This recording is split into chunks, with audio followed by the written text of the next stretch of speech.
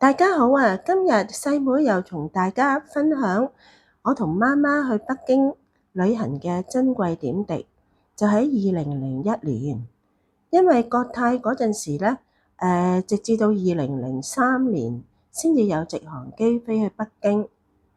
咁同時咧，我多數都係11月先放假嘅，因為11月咧多數好多地方都係 low season。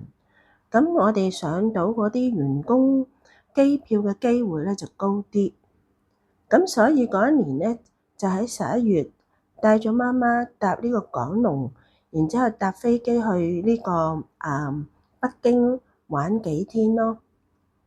咁咧媽媽聽到我帶佢去北京，梗係開心㗎啦！哇，好雀躍。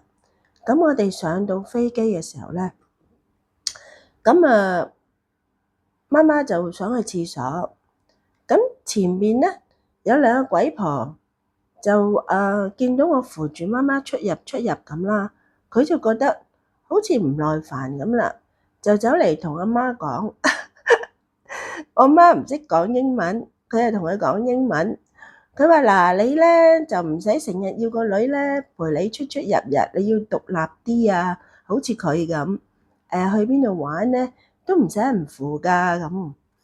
唉，但係咧，即係外國人就唔明中國人嘅心態，同埋即係孝順嗰樣嘢咧，外國人係唔會明白㗎嘛。咁唔好理佢啦，佢講完之後，咁好啦。香港去北京都係2個零鐘咁樣，唔使3個鐘啦。我哋就到咗北京啦，攞晒行李去搭的士，咁好開心啦。我應該係 book 咗 Novotel 嘅，但係 Novotel 咧應該係嗰陣時係三星嘅酒店啦。但係嗰陣時北京咧，即係雖然話係 low season，但係好多地方啲酒店都爆。咁所以咧，我哋冇辦法啦，咁就去到酒店 check in 啦，咁攞到個房，其實個房都幾開揚幾大嘅。唉，誰不知道入到去一大陣煙味，你知啦，當其時嗰啲人係食好多煙噶嘛，就算喺飛機咧，都唔係禁煙嘅，我記得。咁所以咧入到去，哎呀死火啦！咁大陣煙味，媽媽又怕。我都怕，咁好啦，打電話去reception 嗰度問佢，唔掂喎，咁大陣煙味，可唔可以換間房啊？佢話唔好意思啊，已經爆滿咗，啲房換唔到俾你啊。唉，咁焗住都冇辦法啦。咁媽媽咧就初時嬲豬嘅，哎呀，點會整間咁嘅煙味房俾佢㗎？佢呢世人就最怕煙味㗎啦。咁好啦，我哋搞掂晒，冇辦法啦，打個窗吹下啦，唯有咁樣。咁後嚟咧，我哋就落去食飯先啦，因為嗰陣時都夜啦，去到北京嗰度 check in。咁我哋落到去食飯，又幾好喎，好彩喎。間酒店嘅酒樓啲嘢食又唔錯喎。咁我哋都係食雞食魚食菜嗰啲㗎啦，因為啱媽媽食啊嘛。咁好啦，坐低咗之後，咁叫餸啦。跟住咧，媽媽即係唔係好中意我哋飲啤酒啊嘛，尤其是唔中意家姐哋飲咁多啤酒啊嘛。跟住坐低之後話：細妹，你想飲啤酒就飲咯。咁我都想飲少少，因為好口渴，其實唔知點解。咁咦？叫燕京啤酒啦！原來北京啲燕京啤酒真係好好飲喎，唔知係咪啲水質嘅問題定點啊？返到香港飲嘅燕京咧又唔同味道嘅喎，當時真係覺得好好飲嘅。當時喺北京飲嘅燕京，咁好啦，食飽飽，咁第日就出發去第二度玩啦。咁第一個地方咧，我哋就係梗係去呢個帶媽媽去長城啦。咁好啦，但係咧去八達嶺咧就比較係遠水路啲，咁啊問過酒店啲資料，咁我哋包咗個的士，就車我哋去八達嶺，跟住咧就要求佢喺下面等我哋上完去影完相落翻嚟，佢接翻我哋翻去。咁啊好彩當時啲的士咧，即係冇話好驚啊，即係呃人嗰啲啊，咁啊我哋兩個咧都放心啲啦。咁去到八達嶺咧，我哋去買門票啦。咁啊媽媽就因為嗰陣時年事都71啦，咁啊唔使入場費，咁媽媽梗係好開心啦。咁跟住我哋就上去八達嶺啦。吓，原來要搭啲吊車㗎！哎呀，咁啊細架啲吊車，好似海洋公園嗰啲咧，勁轟勁轟咁嘅聲咧，係即係都好嚇人㗎嘛。尤其是佢咁鬼高添，咁我哋焗住上去，媽媽望住我，我又望住媽媽。咁我話唔使驚媽，我哋直望，唔好望下邊得㗎啦咁啊。咁啊當時嘅媽媽咧就好鬼驚，我又好鬼驚，但係唔知點解佢硬係同我一齊咧，佢就氣定神閒，咁啊好淡定咁咯喎。咁好啦，我哋上都成半個鐘啊，我依稀記得。咁啊坐嗰啲吊車，咁啊上到去八達嶺咧，一出去，哇嚇到我哋兩個腳仔軟。點解咧？即係有大風啦，一來，二來咧喺長城想話影幅相咧，我哋兩個其實都驚㗎。咁啊好求其咁啊影咗幅相，又唔敢行太開。咁我哋話，如果媽媽唔想行得咁斜嘅路同埋樓梯咧，咁我哋其實都冇乜特別可以行噶啦。咁啊都叫做嚟過啦。我話嚟過長城咁啊先好看啊嘛，同我媽講。咁跟住咧，我哋都好快再搭翻啲吊車落翻去，咁啊揾到個司機。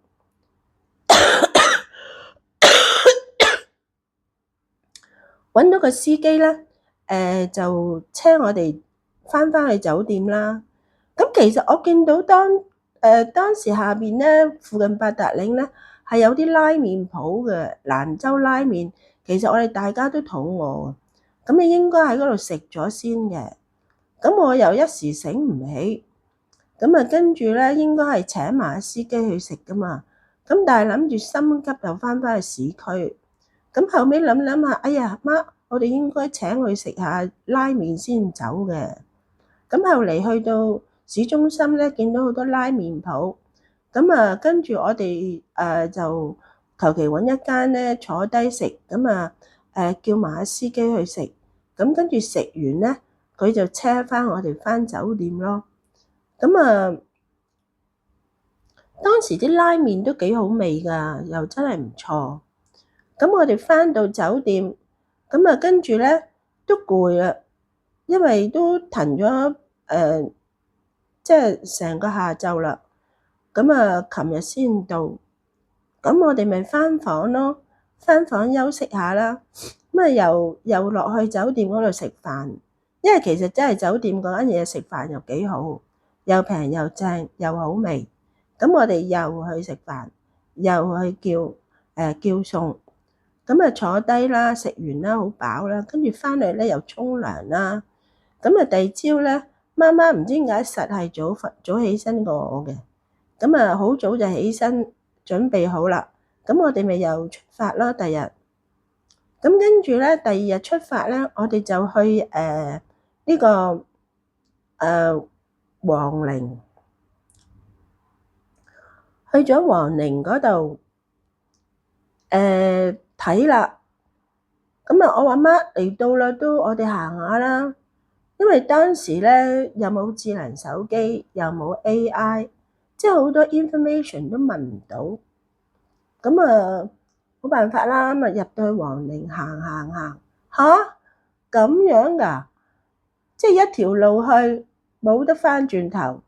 咁阿媽啊焗住咯喎，嗰條路又上樓梯又成嘅，即係好遠啊。其實諗翻起嗰度都咁啊，行到媽媽腳仔軟，但係媽媽辛苦啦，但係都冇埋怨嘅。咁啊，跟住啲人群係咁行咯，係咁行，跟住咧行到去好攰，咁攰啦，老人家，咁我哋又翻去酒店，又再去嗰間酒樓度食飯，飲啤酒，跟住媽媽又好開心。咁我哋朝頭早咧就一定係瞓到咁上下啦，然之後9點零鐘先落去飲茶。咁嗰啲點心咧又平又好食。哎呀，總之啊，媽媽最緊要就係食得開心，又好食又抵，啲點心又好味，啲茶又熱又靚。佢最中意飲就係普洱茶。咁啊飲完普洱茶，食完點心，去埋洗手間。好啦，我哋又出發咯喎。今次咧出發去邊咧？我哋出發咧就去故宮。去故宮咧就睇下，故宮嘅樣貌啦，四周圍行啦。但係媽媽真係好攰，咁佢話：我真係唔行啦，細妹，我坐喺度等你咯。佢就坐喺故宮個廣場度等我，咁我就好快咁樣行一個圈咧，就出翻嚟陪佢啦。當然，如果唔係咧，悶鬼死佢。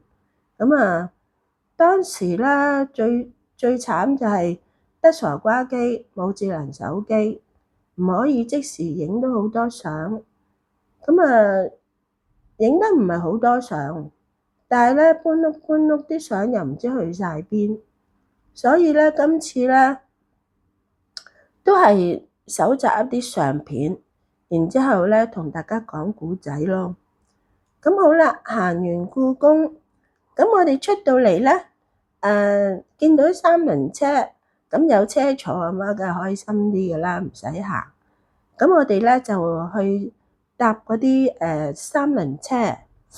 咁當時咧踩我哋嗰個叔叔咧，佢就話自己係70歲，係蒙古人。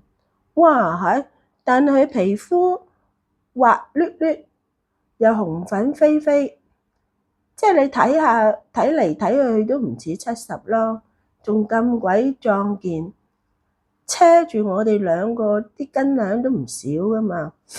咁啊遊下胡同，跟住咧遊下四合院，跟住喺故宮度兜個圈咁啦。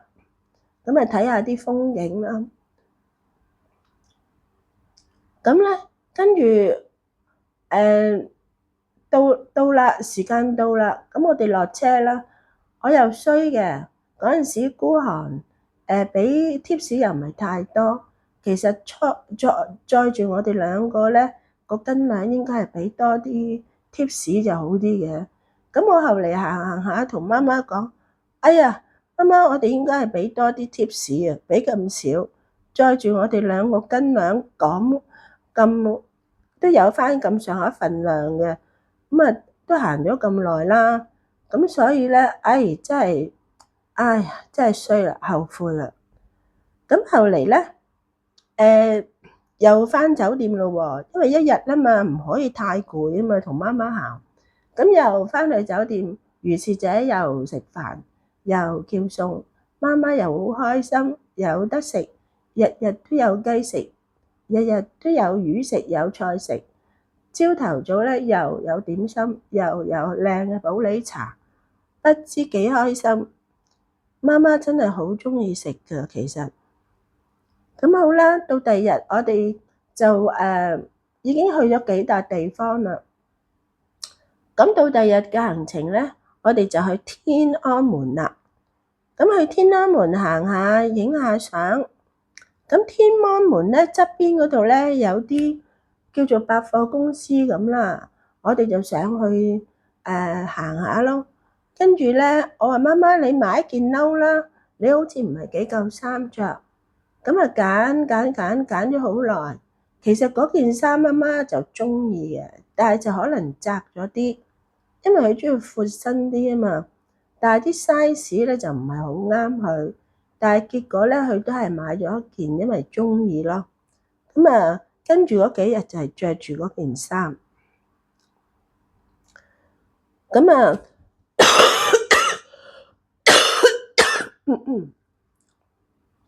唔好意思，有些少咳未好。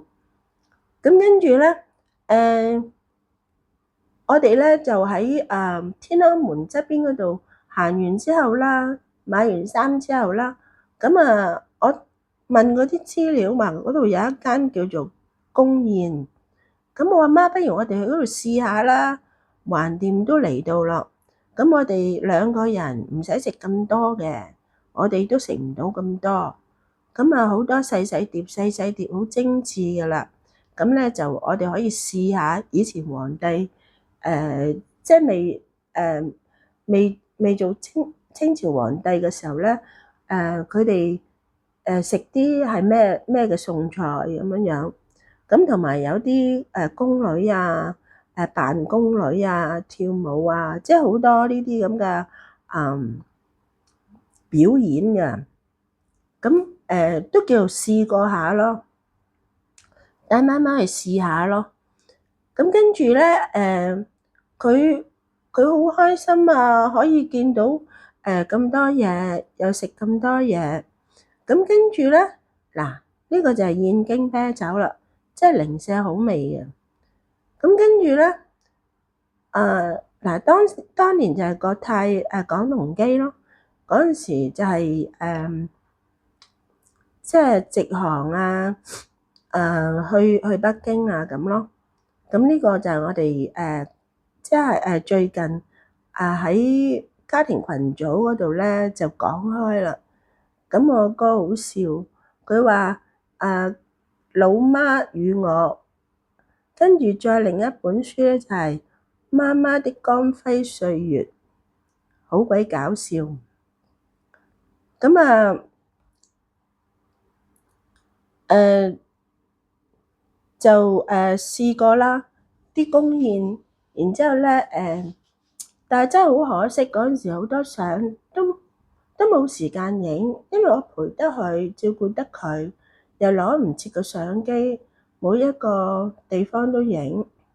其實我長城係有同佢影嘅，但係唔知點解啲相又唔知去咗邊咁多年，真係好珍貴，但係而家只有喺腦海裡面可以記憶得到咯。咁好啦，幾日行程，我哋都好開心，見到媽媽都好開心。佢最中意係坐喺度食飯，其實，因為如果嗰陣時咧有淘寶就好啦，行到媽媽攰到不得了。咁啊，如果有淘寶咧，咁啊買定一架好細輕巧嘅輪椅咧，咁啊帶到邊度，跟住媽媽行到攰就可以俾佢坐。咁你話幾理想咧？但係又冇辦法，嗰陣時仲未識得去淘寶，定係未有淘寶應該。咁啊冇辦法啦。咁我哋就差唔多回程返香港啦。咁回程返香港咧，以前北京嗰個機場都唔細㗎嘛。哇！日日都行到媽媽腳仔軟喎，唉，真係冇辦法。咁好啦，我靈機一觸，咦？咁樣啊？咁啲行李擺晒喺行李車嗰度啊嘛，擺晒喺行李車嗰度。咁咧，我就靈機一觸，不如咁啦媽，你穩陣啲，扳低個篋，然之後咧，你慢慢坐低，扶穩坐穩，扶實坐穩，知唔知啊？咁跟住咧，我就慢慢推佢。哇！佢都唔知幾開心啊，唔使行，因為實在太多路要行，行到佢腳仔軟。咁我咧就靈機一觸，用咗呢一個方法嚟推媽媽咯。咁佢好開心咯，推住喺嗰個機場度行嚟行去，又未上機。咁好開心啦。